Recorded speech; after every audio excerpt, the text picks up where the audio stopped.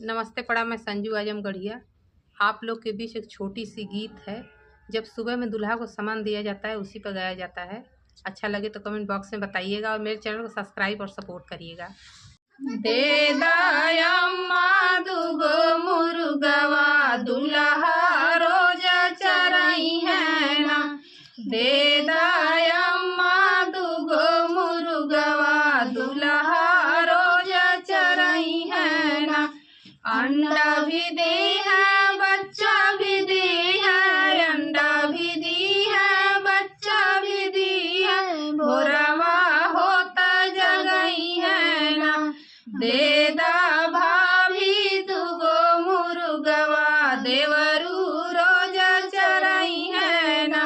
दे दा भाभी दुगो मुर्गवा देवरू रोज चरई है ना। अंडा भी दे